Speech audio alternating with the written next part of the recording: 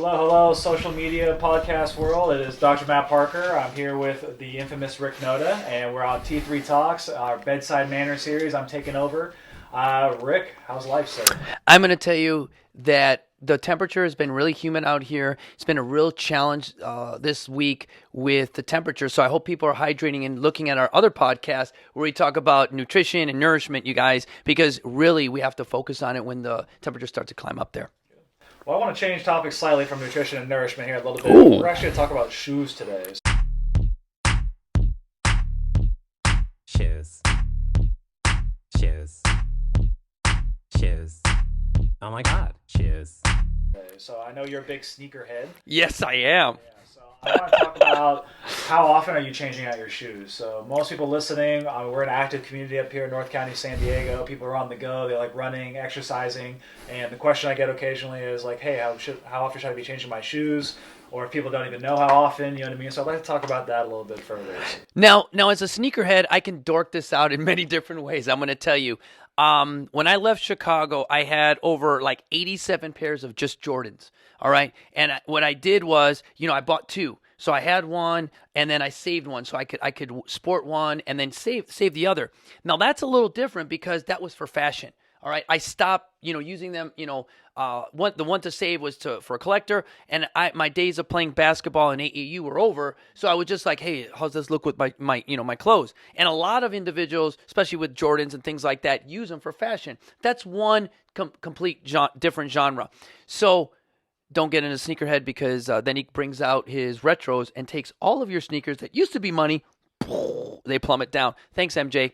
But the most common question that I get is this. Okay, what color shoes should I buy?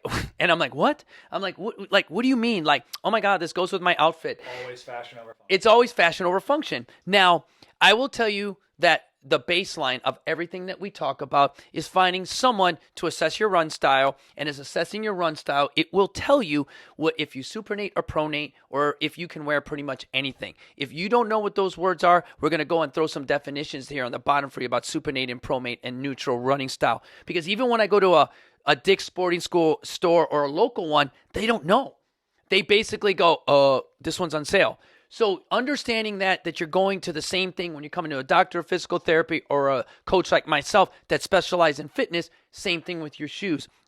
Here locally, we have a company called Roadrunner that I love because they videotape as you're running, and they can assess your gait barefooted, walking, and then they show you not the most expensive shoe, the shoe that actually fits your gait, your style, and your style of running or walking. So that's number one, is establishing a baseline, going with someone and don't make that preconceived notion, oh my God, I don't want to spend a lot of money.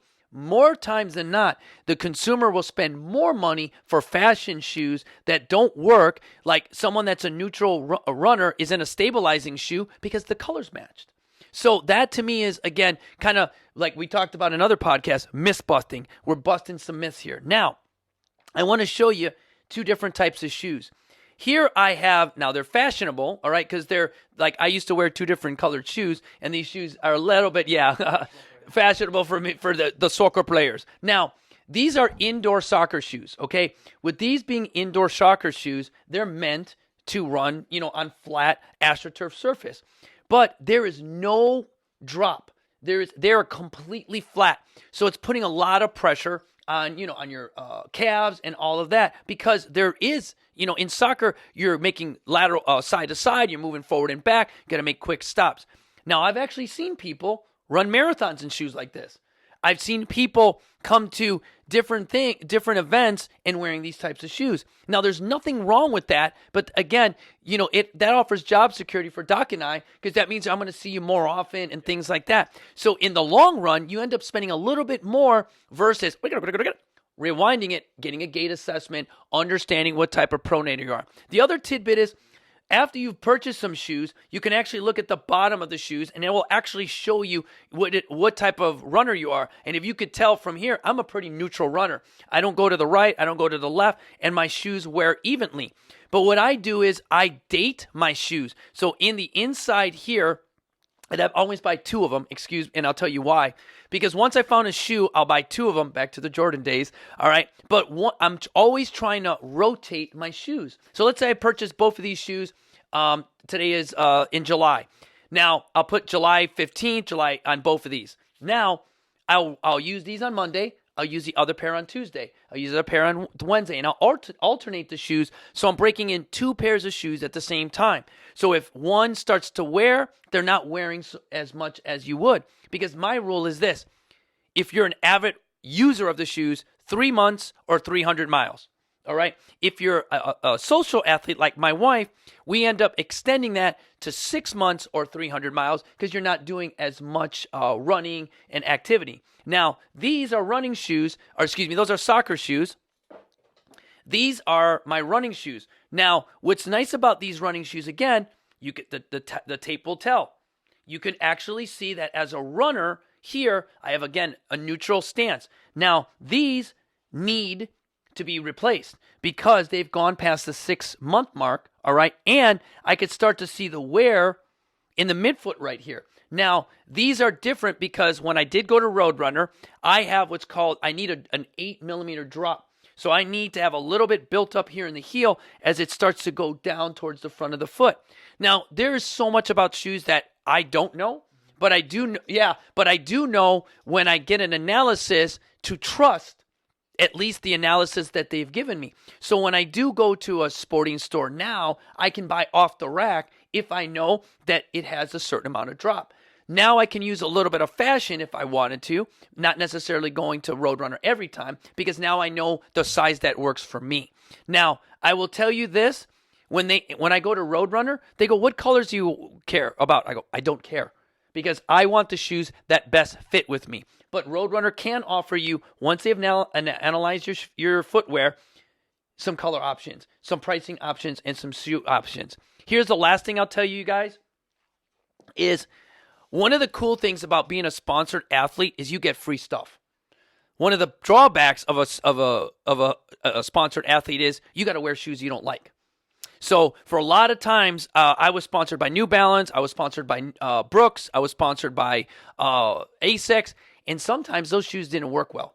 So what's nice about not being a sponsored athlete is having the choice to wear the shoes that properly fit. To piggyback off that a little bit, what I'd say is that please invest in the shoes. I can't recommend that enough, because what I end up seeing on the physical therapy side is people that have horrible bunions and they're getting surgeries, and that is not a fun recovery. And black toe. They can't do the things that they want to do. So I think I had a wise person once tell me you always want to invest in whatever separates between you and the ground. So your car and a mattress. So please take your feet seriously, take your shoes seriously.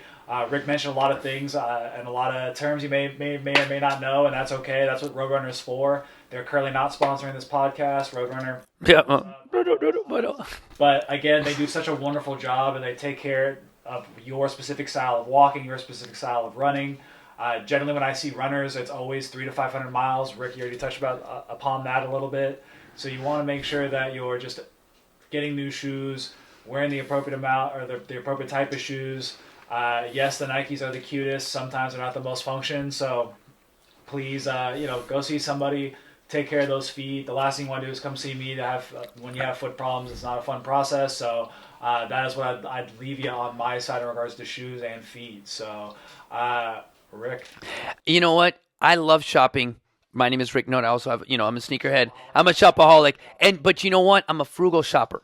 And that's the beauty of it. So if you know what your gait is and you know what your drops are, you know what? You can go on Amazon. You could go anywhere you want. And you know what? And get some really bitchin' shoes. Awesome. T3 Talks. That's it for today. Take care. Dale.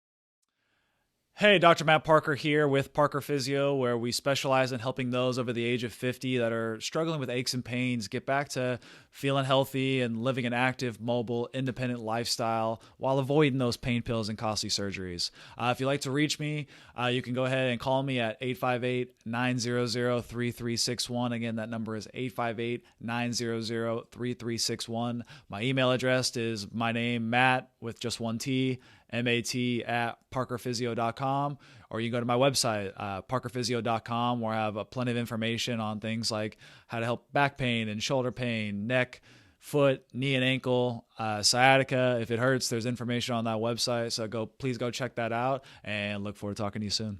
Take care. Thanks for checking out our videos. If you want to go ahead and subscribe, go ahead and hit that button right below. Or if you want to check out the latest video right here over my shoulder, go ahead and click that link. If you want to check us out on our social networks, we're at T3 Body Encinitas. That's T3 Body Encinitas.